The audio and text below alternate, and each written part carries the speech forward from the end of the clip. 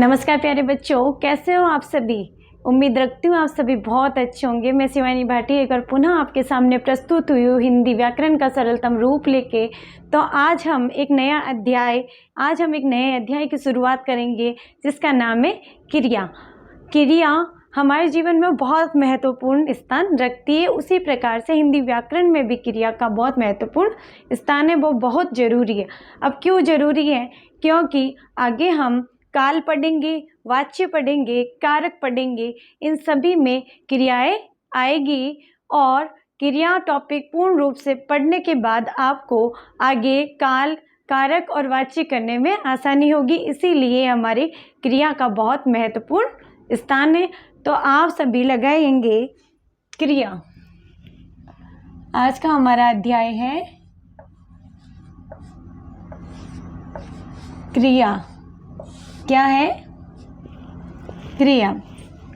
अब क्रिया क्या होती है? कोई भी काम हम कर रहे हैं वो क्रिया कहलाती है, किसी भी काम का करना या होना।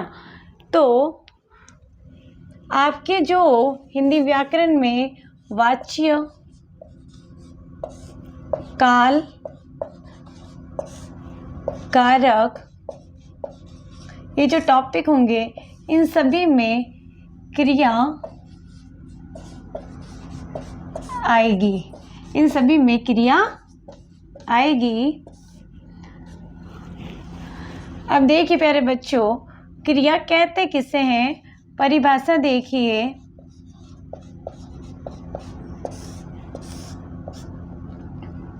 किसी काम का करना या होना, किसी काम का करना या होना पाया जाए उसे क्रिया कहते हैं। ध्यान दीजिए, किसी काम का करना या होना पाया जाए। कोई काम आप कर रहे हो या कोई काम स्वतः हो रहा है, दोनों ही क्या है? क्रिया है। दोनों क्या है? क्रिया है। अब देखिए आगे देखेंगे क्रिया के भेद। क्रिया के भेद। तो क्रिया के मुख्यतः 3 भेद होते हैं। क्रिया के मुख्यतः 3 भेद होते हैं। तो पहला है कर्म,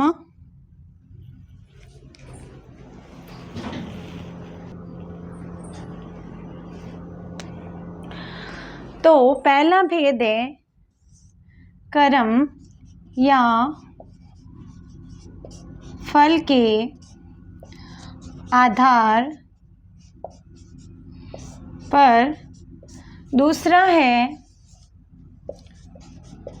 संरचना या बनावट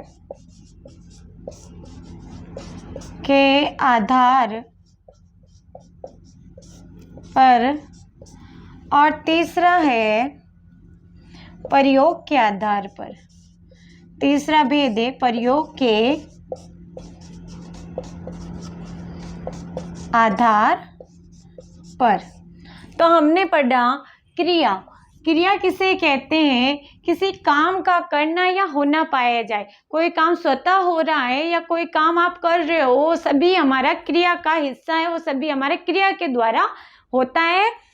आगे हमने पढ़ा क्रिया के भेद। क्रिया के मुख्यतः 3 भेद है। क्रिया के मुख्यतः 3 भेद है। पहला कर्म या फल के आधार पर, दूसरा संरचना या बनावट के आधार पर, और तीसरा हमारा है प्रयोग के आधार पर। अब इन तीनों के उपभेद जो है वो हम लिखेंगे। आप ये सभी नोट आउट करें। आगे हम क्रिया के भेदों के भेद के बारे में चर्चा करेंगे।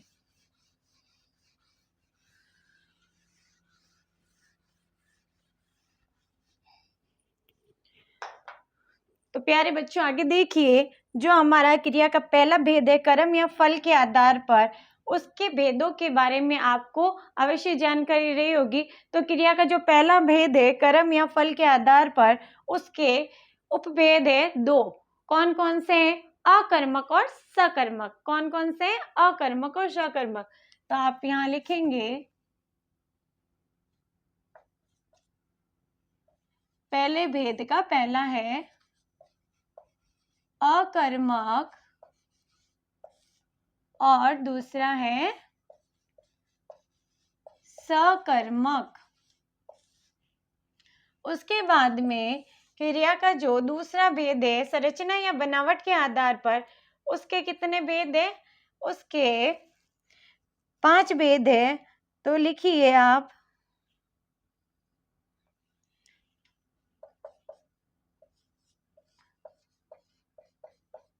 प्रेरणार्थक क्रिया,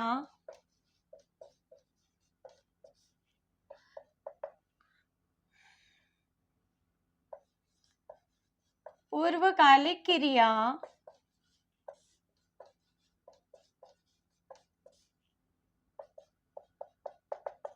संयुक्त क्रिया,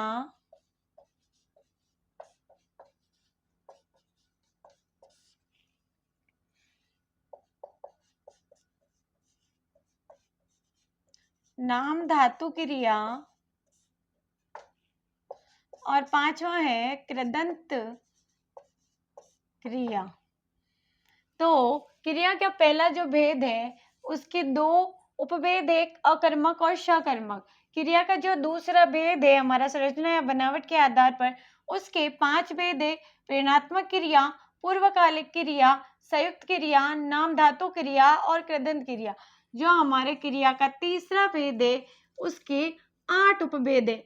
इसके कितने थे? 5, इसके 2, और अब जो तीसरा है प्रयोग के आधार पर उसके 8 उपभेद है। कितने उपभेद है? 8, जिसमें से 1 से 5 तो यही है जो पार्ट 2 का हिस्सा है। संरचना या बनावट के आधार पर जो 5 भेद है वो इसी में वापस आएंगे। तो 1 से 5 आप इन्हीं भेद को नोट आउट करेंगे। छठा, 7वां और 8वां कौन सा है अन्य, वो हम लिखेंगे। तो छठा हमारा है सजातीय, सजातीय और सहायक क्रिया।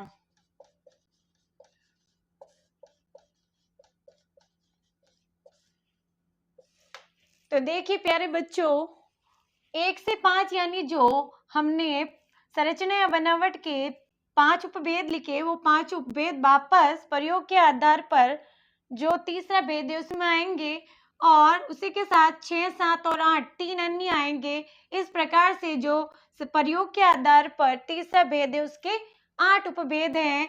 5 ये और 3 ये अन्य है, जिसमें से है सजातीय क्रिया, सामान्य क्रिया और सहायक क्रिया।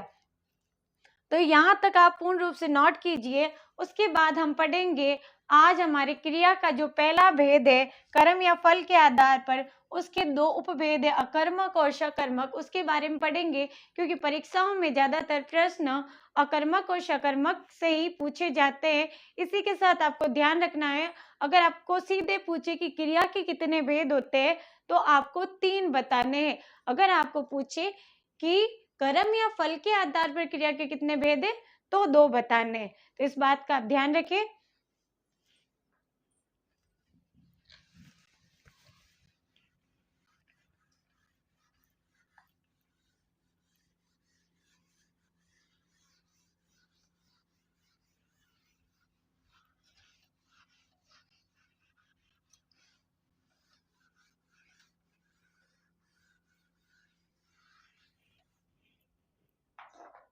तो नोट करिए प्यारे बच्चों, जो क्रिया का पहला भेद है कर्म या फल के आधार पर, तो एक सारणी बनाएंगे। अकर्मक क्रिया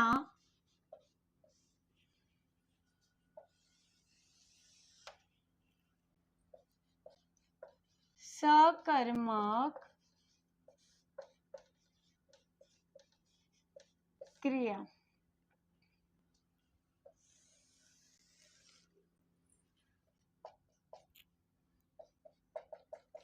तो अकर्मक मतलब अ प्लस कर्म, अ का मतलब है नहीं, कर्म रहित। आप क्या लिख सकते हैं? कर्म रहित। सकर्मक मतलब स प्लस कर्म, यानी कर्म सहित, कर्म के साथ। तो आप इसकी परिभाषाएं लिखेंगे, इसकी परिभाषा लिखेंगे प्यारे बच्चों।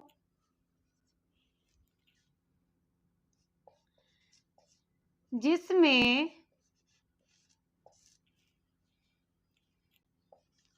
कर्ता प्रधान हो, जिसमें कर्ता प्रधान हो, उसमें हमारा अकर्मक क्रिया होगी। और जिसमें क्रिया प्रधान हो, वह क्रिया उपस्थित हो, वह हमारा सकर्मक होगा। यानी जिसमें कर्ता प्रधान होता है, यानी जो कुछ भी है उस वाक्य में वहां पे सिर्फ कर्ता की बात की जा रही है, जिसमें कर्ता ही प्रधान है, मूल है, वहां आपका कर्मक होगा। और जिसमें क्रिया हो रही हो, क्रिया प्रधान हो, वहां पे अपने क्या होगा? सकर्मक होगा। कुछ उदाहरण लिखेंगे हम, जैसे रोना, हंसना, आना जाना, दौड़ना, उड़ना, सोना यानी नींद लेना, गोल्ड नहीं, सोना आदि। ऐसे शब्द जहां पे आते हैं वहां पे आपका क्या होगा? अकर्मक क्रिया होगा। क्योंकि ये जो सारे हैं वो जन्म से है, किसी ने सिखाया नहीं है। आप रो रहे हो तो कुछ भी प्लान करके नहीं रोते हो, हंस रहे हो तो कोई प्लान नहीं करे, इसमें कोई क्रिया नहीं है। ये अकर्मक है, जो स्वतः हो रही है, जो अपने आप होती है क्रिया, वो अकर्मक होती है।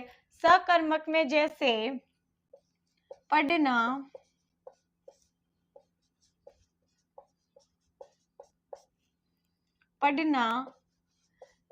लिखना,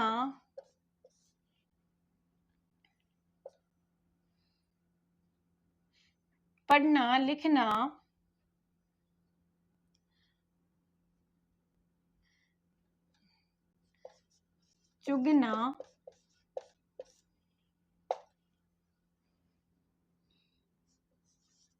भोजन,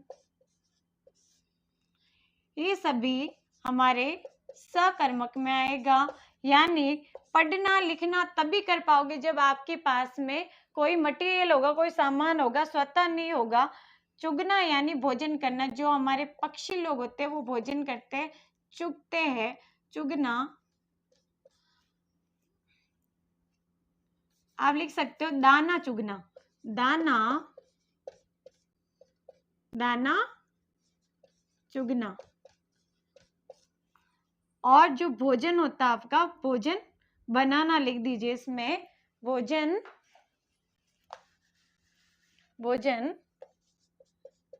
बनाना। तो देखिए, अकर्मक रोना, हंसना, आना जाना, दौड़ना, उड़ना, सोना आदि। सकर्मक में पढ़ना, लिखना, दाना चुगना, भोजन बनाना आदि। ठीक है। अब दाना होगा तो पक्षी चुगेंगे उसको, तो ये सब क्या है? हमारी क्रियाएं है, क्रियाएं होती है। भोजन बनाएंगे तो खाएंगे, नहीं तो कच्चा तो खा नहीं सकते। तो क्रिया हुई, भोजन किसी ने बनाया, उसने क्रिया की है, तो ये सकर्मक का उदाहरण होगा। ये सभी नोट आउट करें और इसी इंडेक्स इस सारणी के माध्यम से करें ताकि आपको अच्छे से याद हो। एक नोट लगाएंगे आप बच्चों, एक नोट लगाएंगे जिसमें क्रिया जन्मजात हो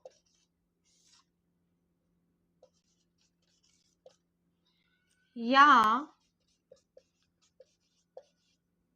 स्वतः हो, वहां अकर्मक क्रिया होगी, वहां हमेशा कर्मक क्रिया होगी, ये ध्यान रखेंगे आप। आगे कुछ उदाहरणों के माध्यम से हम इसे समझने का प्रयास करेंगे।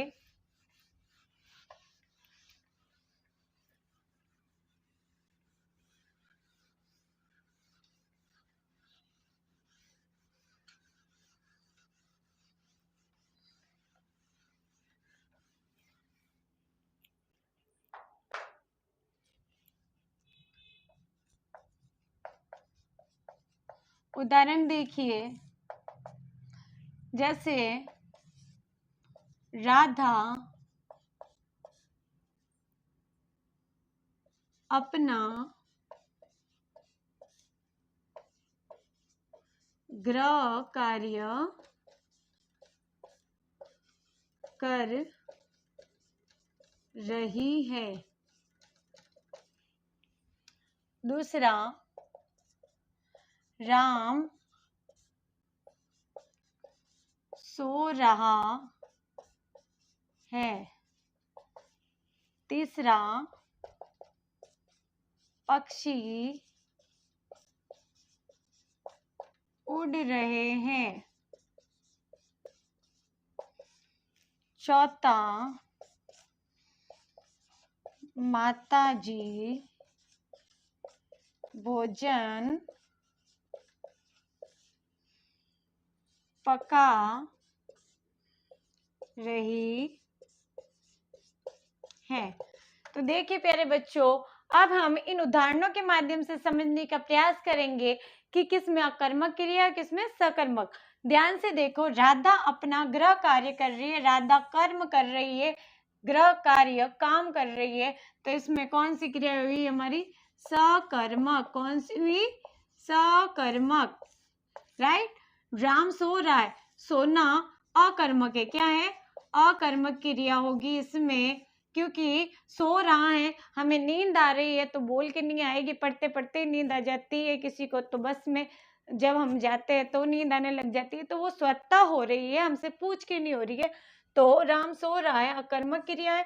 पक्षी उड़ रहे हैं, उड़ना जन्म से उनको ये खूबी मिली है, पक्षी है तो उड़ेंगे, जमीन पे चलेंगे तो नहीं, तो ये भी अकर्मक है क्योंकि ये क्रिया जन्मजात है, स्वतः हो रही है।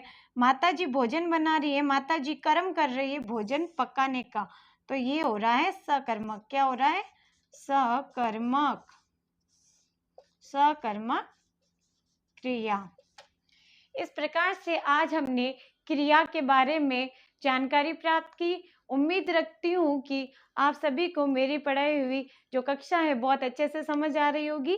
अगर आपको मेरी कक्षा पसंद आई हो, मेरे द्वारा पढ़ाया हुआ अध्याय समझ आ रहा हो, आप मुझे और मेरी कक्षा को, मेरे द्वारा पढ़ाए गए अध्ययन को पसंद करते हैं, तो मेरी कक्षा को जरूर शेयर करें, लाइक करें और कमेंट के माध्यम से मुझे अपनी प्रॉब्लम जरूर बताएं किसी प्रकार से कि आपको कुछ समझ नहीं आ रहा है, तो मैं पूरी कोशिश करूंगी आपकी उस परेशानी को दूर करने की।